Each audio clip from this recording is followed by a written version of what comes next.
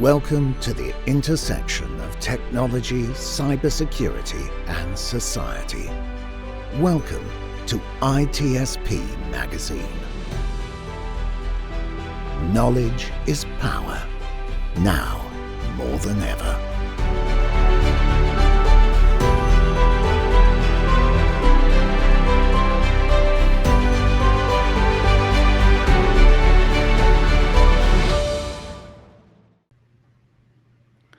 All right, everybody. This is exciting. It's the first episode of a new show on ITSP Magazine.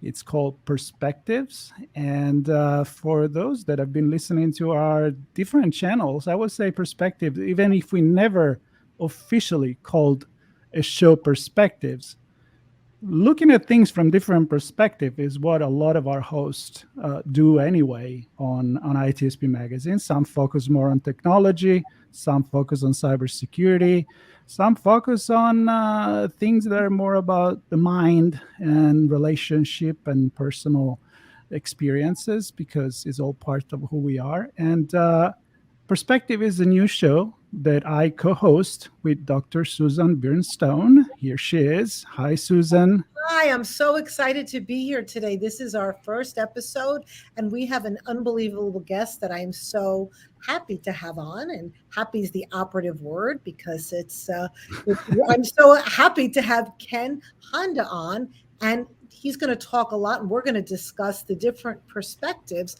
of happy money. And I just will tell a quick story that happened to me today. I was actually listening to the book this morning, my early morning walk, and I actually fell in love with this book. I was so excited, pleasantly surprised. Sometimes, you read the title, Happy Money. Okay, to be honest, I was like a little bit, doubtful. And then once I started to listen to it, I was like, oh my goodness, this is fantastic. And I'll explain why. So I'm really excited. I get home. I live in an apartment building. I get into the elevator. I see a neighbor still listening, but he's saying, hello. And then I shut the audio off for a minute and I say, yeah, hi, how are you? The regular pleasantries. And his answer is, paying the bills. And I just went, oh, so I said, oh, have I got a book for you? I immediately told him the name of the book, the author, and said, you must get this book. It's going to change your life. That was it. I don't know him that well. But so Ken, this was just so unbelievable that he was right there. I'm paying the bills, right? So let me introduce Ken. Why don't you introduce yourself? We know that the book is called Happy Money. And why don't you just tell us a little bit about what you've been doing? This has been your life's passion. And about the book. Yes. Thank you so much, Susan and Marco. I'm so happy to be here. I happen to be in the entrepreneurial world. So I happen to be at the very early stage of investing, starting a business and foundation. So I feel like I'm in the right spot, because wherever I was going to be so big, some of the public companies and the big foundation. So I'm very good at being the first. So, and I think you picked the right person. I started writing about happiness and money about 20 years ago in Japan. I was retired for 4 years for my baby girl. Now she's 24, so it's about 24 years I retired when I was in my late 20s. And before then, I had a consulting and investing firm. So I could retire early because I learned so much about money. My father was a successful tax accountant.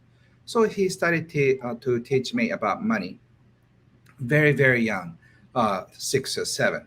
So I could start my business when I was 21, and then I made enough money by the age 29, and started writing from age 34. And it's been 20 years of my career. Published more than about 200 books and sold about almost 9 million copies. Can you repeat that? I just want to underscore that.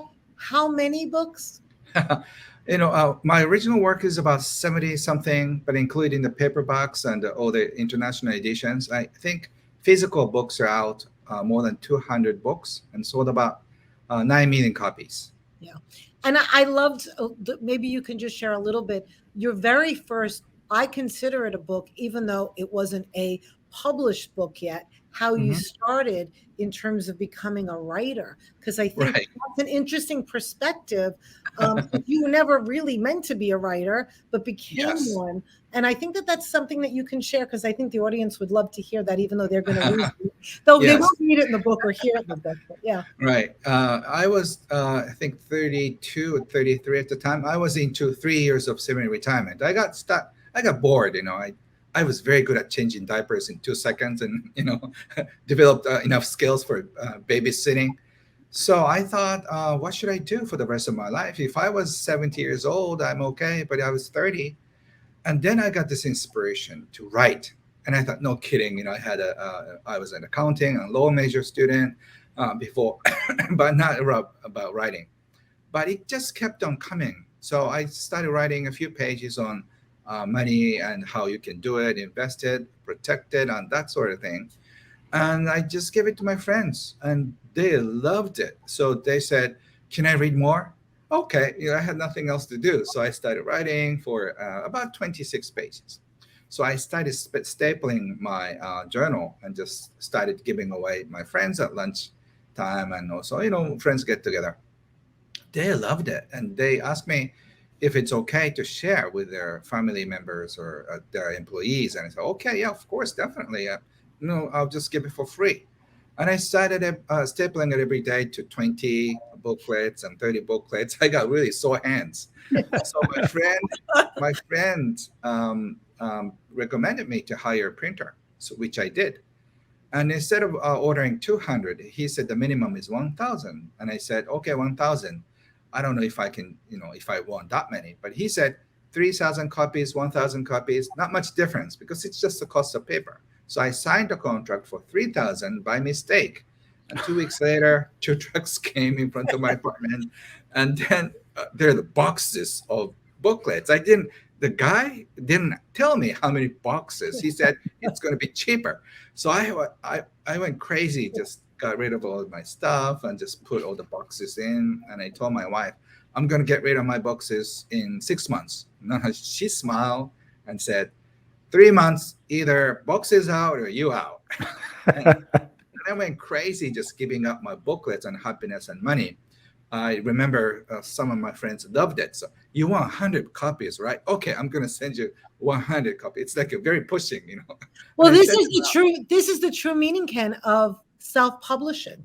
out. Yes. Like you did the ultimate in self-publishing. Yeah, but I was risking my divorce, so I had to just send them out. And then in about 2 weeks, I gave all them away. And I got flooded of faxes. Those times there was a machine called fax machine. And in the morning when I wake up, there's this stack of fax sheets asking for more copies. Because at the end of the booklets, I said, if you want a copy, I'm going to send you a copy for free because it's my passion. So another 3,000 copies I printed. Now I hire a storage unit, and then another 5,000, another 5,000. Everything is for free. So by the time I printed about 100,000 copies, a publisher called me, and then they want me to write a book. And the rest is a history. Yeah.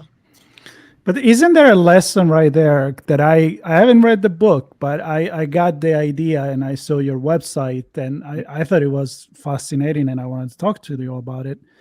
But even what you just did is a little bit of give for free and then you take back something bigger than what you gave. And from what I understand, it's very much connected with some of the elements that you explain in the book. Is that correct? Yeah, so the essence of happy money is free giving, free receiving. So I wanted to do a little bit of experiment. What if I gave away, say, $100,000 worth of things? Would I get anything out of it? So I did this experiment. I printed.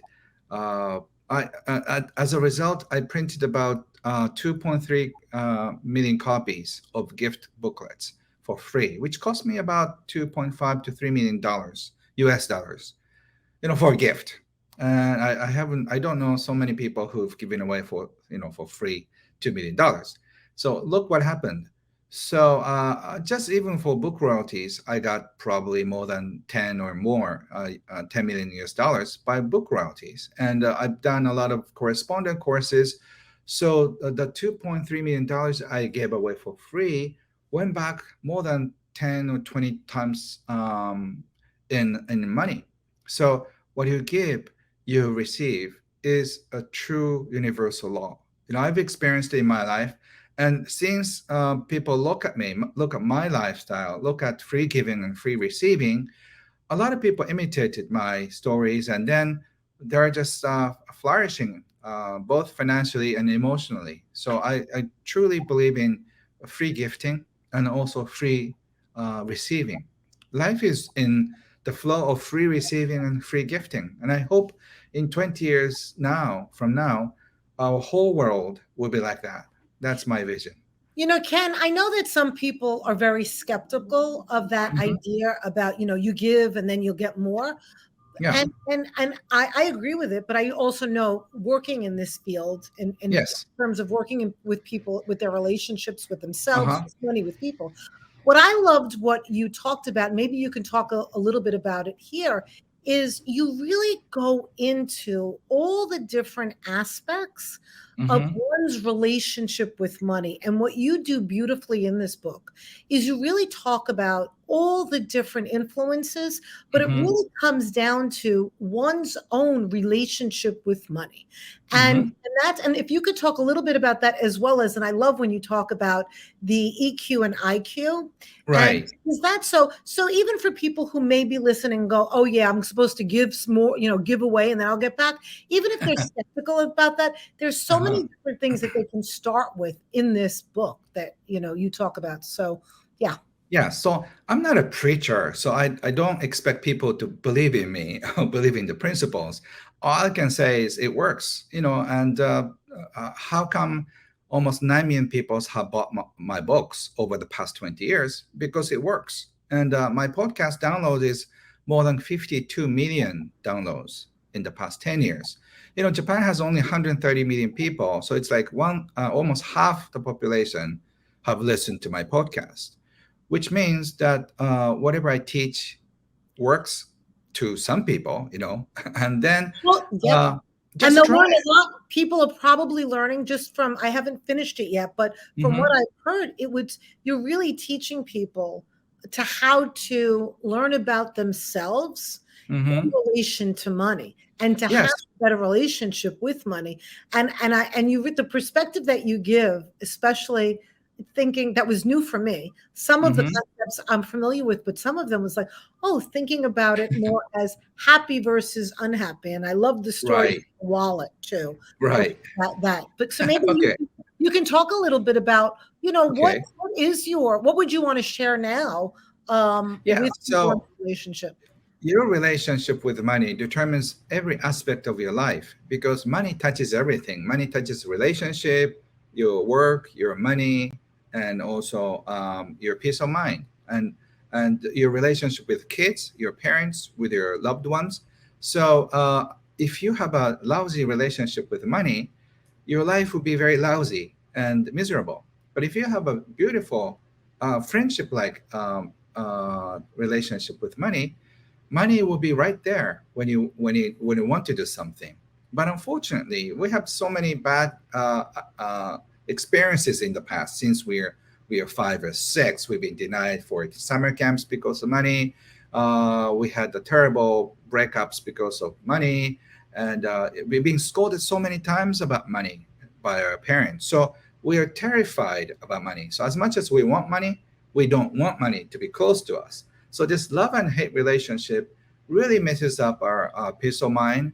And also at the end of every month, we feel frustrated and agitated and get some people get depressed or some people get too overexcited about money. Money is just neutral energy.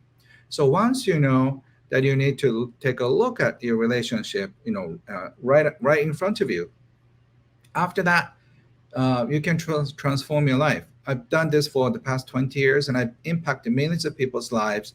And for the past 3 years, I've been doing this in English. And the effect is the same. It's the same in Azerbaijan, in Poland, and Finland and France and Italy, US, Australia, and all the Arabic countries, China, the same, because the way we interact with money determines how we interact with life.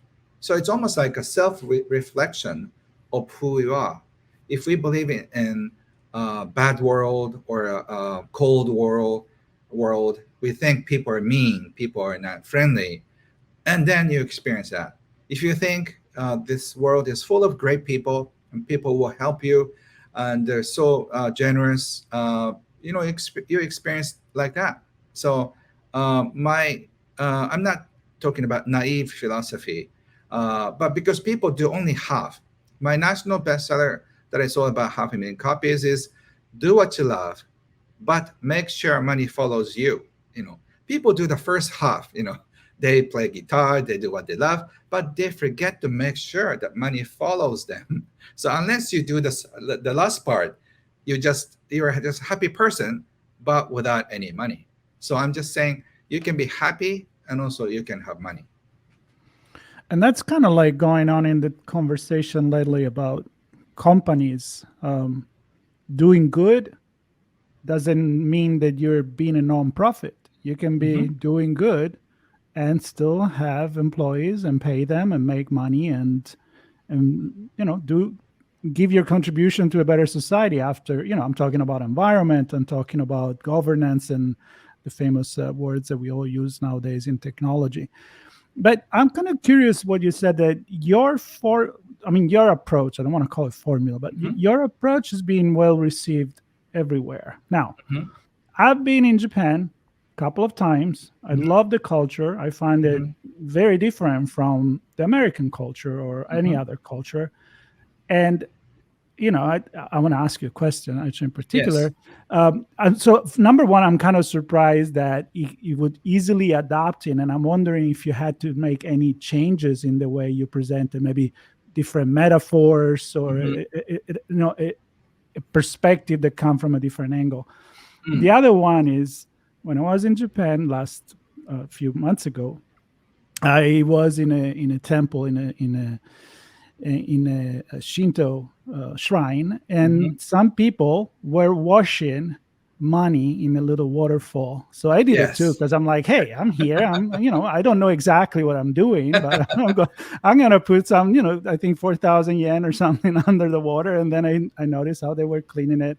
And then somebody told me in English that it's a good auspice for welcoming the money. But I'm wondering, so is that part of the relationship that the culture has? Yes. So I teach more Zen philosophy.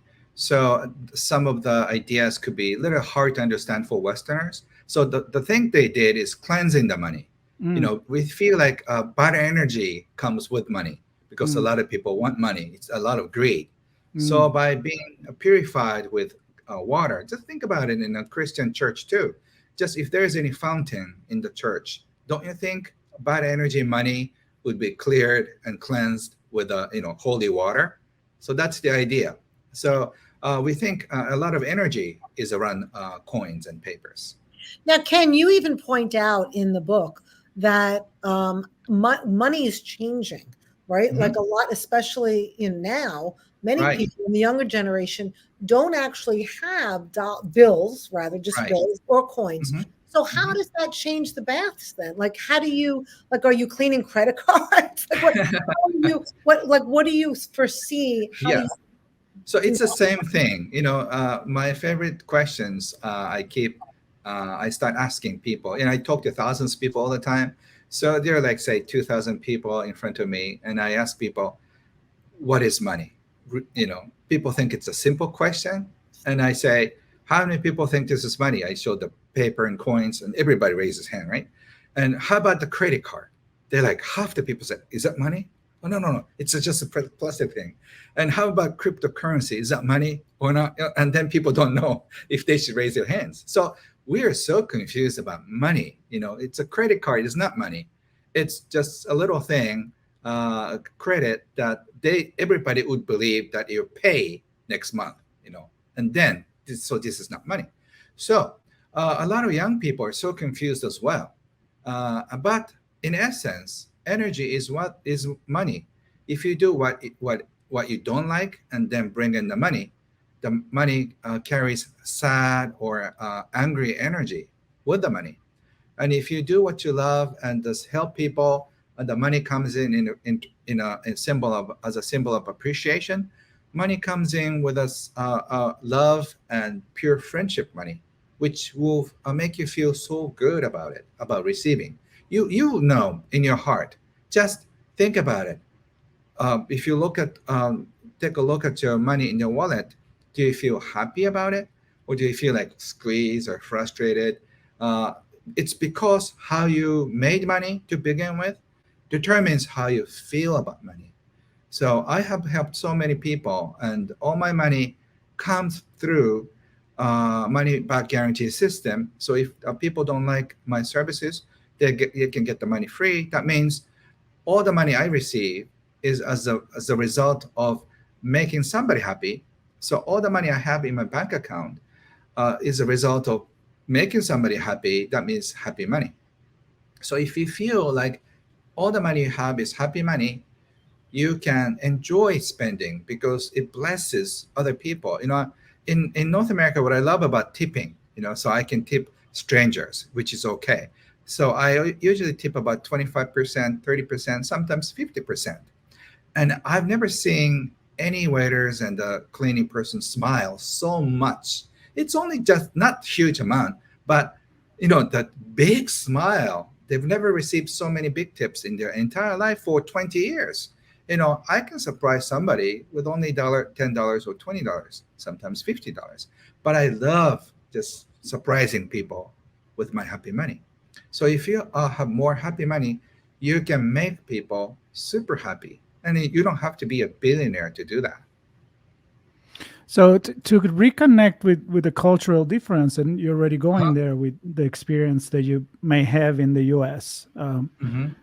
But I'm thinking again in other countries. But the thing is that I'm understanding is that you really talk about a feeling, right? Yes. So it does apply maybe differently in a social cultural context, Yes, but it the does. human Yes. feeling is the same. So that is that the Yes. key of being such a global, uniform, worldwide Right. Right, acceptance Marco. to the. Marco, I think it's because you come from a different culture, so you can appreciate as much as I do, right? So thank you for that. I get sometimes so curious about how people think of what I teach, and I wanted to be an anthropologist when I was in my college. So it just fascinates me. The same thing. I talk about money container. Everybody is born with a certain size money container. When I talk about that, American people and European people ask me, "Hey, Ken, how can I make my money container bigger?" They ask the same thing. On the other hand, Japanese people ask me, "Ken, how can I satisfy myself with my container right now?" So it's a different approach.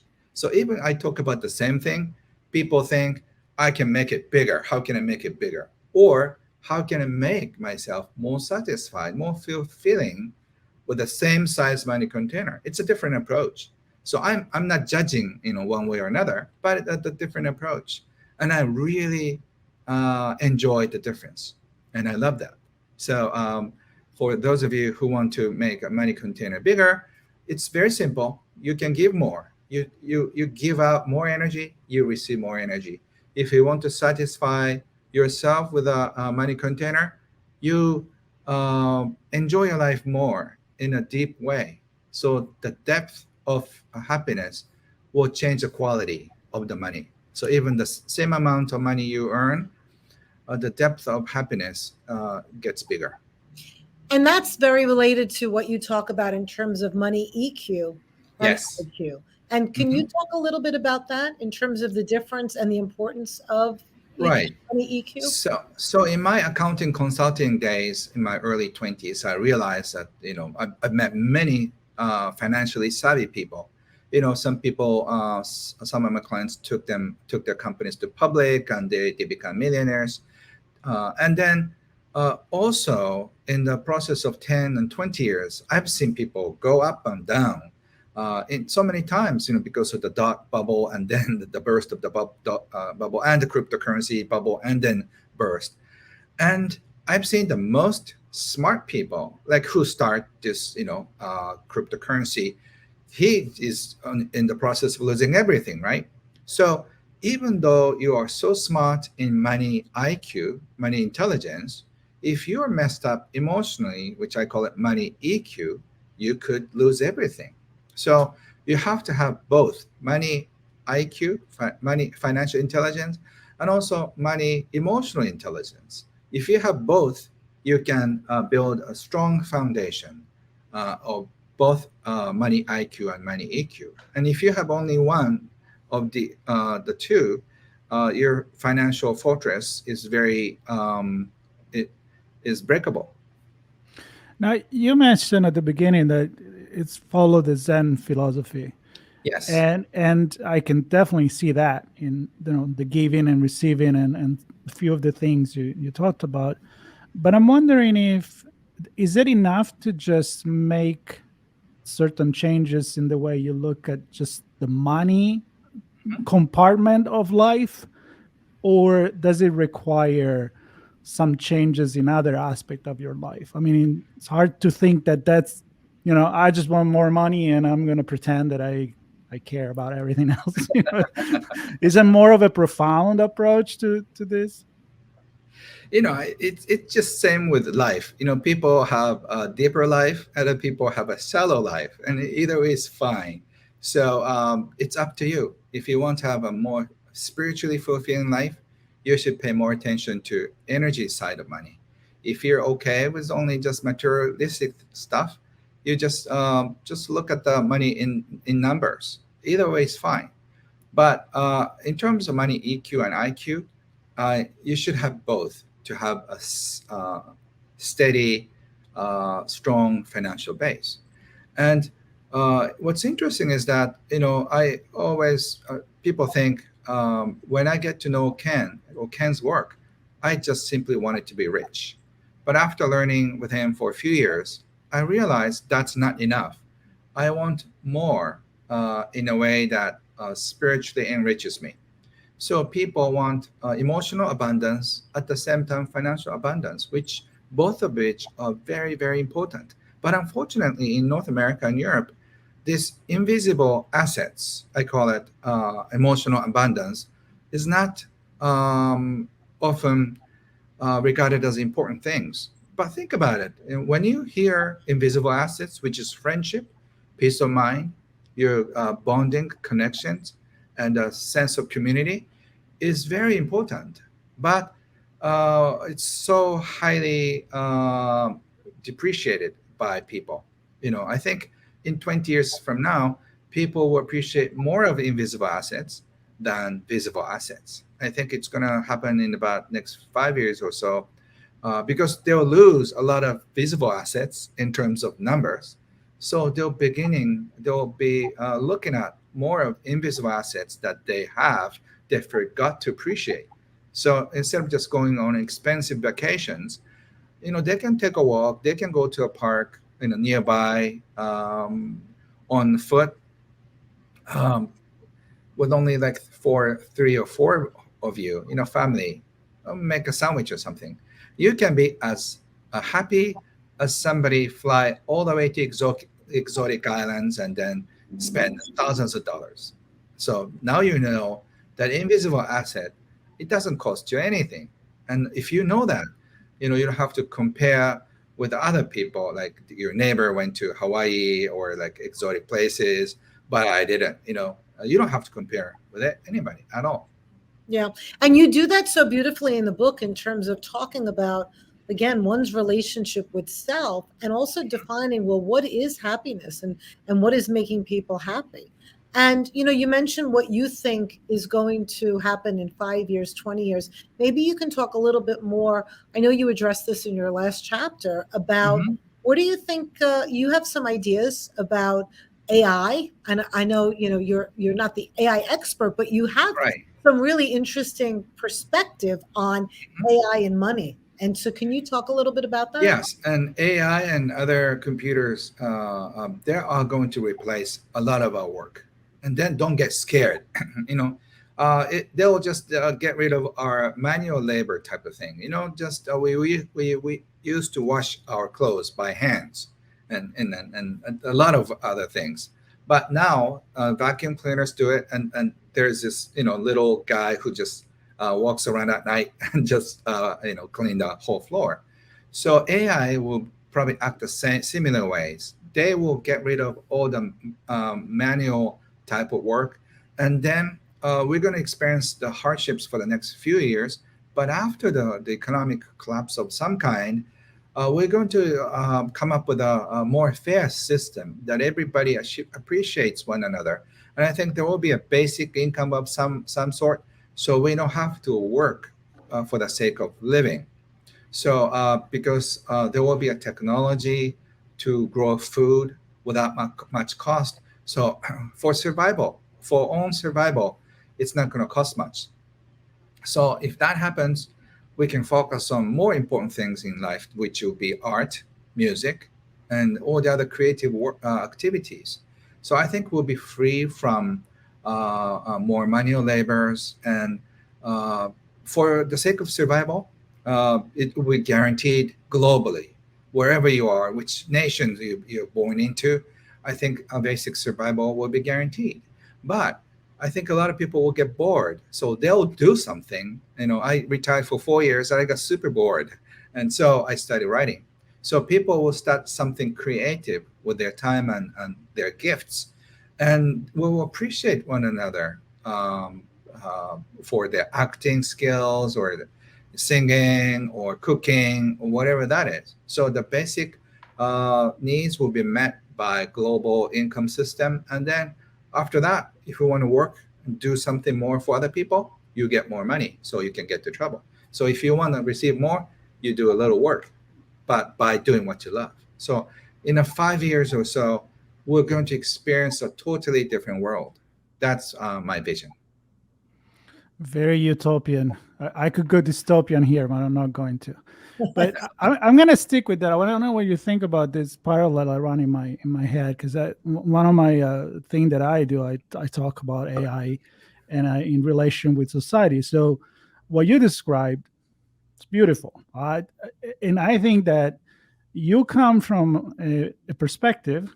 I'm going to use this word once in a while just to remind the title of the show, where you look at AI as a tool to achieve something. Is not the goal.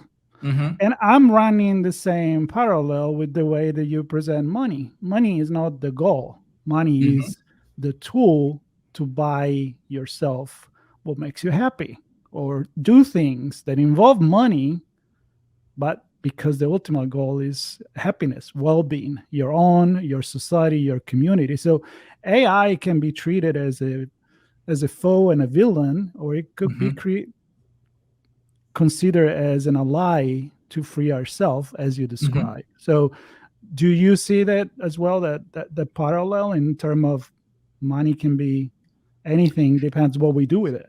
It's a tool. It's like a knife. You can cut yourself or you can stab people. AI is the same thing. So if you're in the wrong hands, I think it's going to be, bad for people. So once again, I shared part of my positive vision. Of course, I have negative vision. So either one could happen. It's up to us. So if you show, the best part of ourselves from now on, I think there will be a brighter future. If we feel like, there's not enough, this is my money, this is my food, there will be a lot of starvation. So it's in our hearts, and it's in our hands. The AI, the money, all the other things, the weapons, the same thing. Is it going to impact in a positive way, negative way? I think it's in everyone's mind.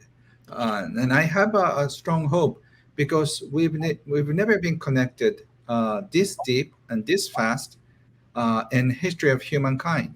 And so think about it. 10 years ago, this was like a dream, maybe like a president certain countries could have done it, but like everybody like us can use this technology. And then about 70, 80 years ago, my fathers or grandfathers could have fought against your grandfathers, right? So, and this is changing the whole thing. So, uh, once again, it's in our hands, and you don't have to wait for the society to become that way. I have achieved financial independence on my own because I believe more generosity will just bring money in. And I have impacted so many people personally. I have changed hundreds of thousands of people for the past 20 years, and they're achieving much more fulfilling life. So you can do it on your personal level. Don't wait for the government to give you the basic income. You can start your own. So And you do, yeah. And you also yes. explore that in terms of the way people feel about themselves, given what they were taught, their money story. I wanted to ask you though, because it is a very positive, everything that you recommend, that I heard in the book is really all about being positive, generosity, a lot of gratitude, I know is a main theme for you. And I wonder if you have any suggestions for this. We know that there are a lot of people who have a lot of money, a lot of Mhm. access, a lot of Mhm. power in different ways, who believe in greed, right? Who Mhm. practice a lot of greed. So, what do you have any suggestions for how people can deal with, let's say, someone like me? I'm working on myself, my relationship with money. It's changed. Um, but yet, people talk about how, okay, so how do we deal with the people who aren't interested in changing, who are still the head of companies, head of countries, who Mhm. aren't on the same bandwagon as us, right? Don't believe in Mhm. this, don't want to change. And how do you then Yeah. deal with that within your own world? Yeah, I think it's the same with discrimination. If like older generation, not probably not our generation as much, but the old people in their 70s and 80s, they cannot change. Unfortunately, the idea about the racism and also the thing about money and the hierarchy, or maybe against women or LGBT people. You know, I don't think I can change them. So I just wait until they drop. So and younger people don't have the same prejudice. So I think we need to evolve. So I let those people kind of go to the transition to the next level, and then we'll just stick together. And then you have to know you can only change yourself. So greedy people cannot be as happy as generous people. Statistics show that. So if you have a personal choice, do you want to choose a path of greed or path of generosity? It's a personal path. You cannot change. We cannot teach people how to be more generous. It's the same thing with a partnership. You cannot change your partner.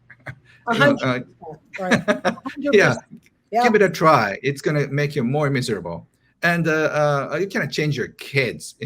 They're on their own, so you can change only you. So you have to, remember the Serenity Prayer. Yeah. If you want, there are certain things you can change, and there are certain things you cannot change. And changing yourself is in your hands, and changing your financial well-being also is in your hands, and as long as you know what to do. And again, I think it's, what your book does and your work. It really isn't, it is about money, but for me, it's also just not about money. As you said, it changes everybody's life. You're looking at it through the perspective of money. That's one Hmm. aspect. But in what you bring in your tools, and it really does can change someone. Marco, I was just thinking it would be interesting to have this topic again after you read the book or listen to the book to see how things have changed. Because again, I personally have done a lot of work on myself in relationship with money. I do this work with many people in terms Hmm. of changing their relationship with money. And you've added so many interesting things in this book, the whole looking at it through different lenses. And it just takes it even to a different perspective. So I want to thank you for this work. it's really it's really so important. One of my goals is to spread kindness, and this book definitely does that. Hmm. It's- So it's- I'm here again. I'm not here to change people, change you. I'm just showing you directions. My students just once said, every intersection of my life, there is Ken Honda's book. And so I'm at the intersection, I'm not telling you where to go. So this is like unhappiness. This is happiness. Which one do you want to choose? Well, that's what I love about it. What the book does, if people are really reading it or listening to it, it's going to make them think about themselves, and that's what I'm all about. It's going to lead them to be open to just examine themselves, and that's all we can do, right? Is examine ourselves and Yes. change Yes. ourselves. Yeah. So either way, I'm Yeah. happy for your choice, and I'm just sending you all my love and friendship to all both of you and all the viewers. That's all I can do, and I'm very happy that I can do that at Well, this time. And we're very happy that you share this time with us. Thank you. I definitely been going on in my head, connecting with other thing about the Zen philosophy, as I mentioned during the conversation. And Susan, I'll definitely read the book. It's in line. It's in the queue of the other was. And then maybe we go back, me and you, and talk about it, or maybe Ken can come back too if he wishes. And we'll have links to your book, of course, and we know you have an arigato community, so people can learn about that, and it will be in the notes of the shows of Perspective. So we want to invite everybody to stay tuned for the next episode. It's going to be another interesting conversation with a book author as well. And what to say? Arigatou gozaimasu. Grazie. I'm so grateful. Thank you so Thank much. you so much, and a lot of gratitude. Thank you for your work and for sharing it with us and the world. A lot of gratitude. And thank you, Marco, and thank you to all the listeners out there. We'd love to get your feedback. What did you think about today's episode and conversation? If you have any thoughts, we'd love to hear them. Any recommendations for future discussions? We're here to listen, and just a lot of gratitude. Thank you. Thank you. And congratulations on the beautiful launch of new programs. Thank you very much. We'll share it with you and with everybody that is interested. Thank you very much. Bye. Thank you. Bye.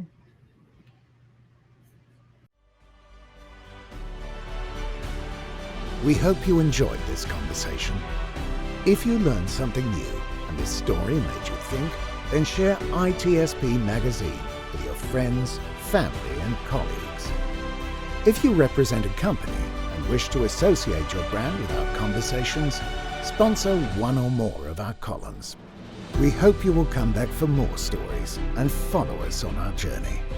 You can always find us at the intersection of technology, cybersecurity, and society.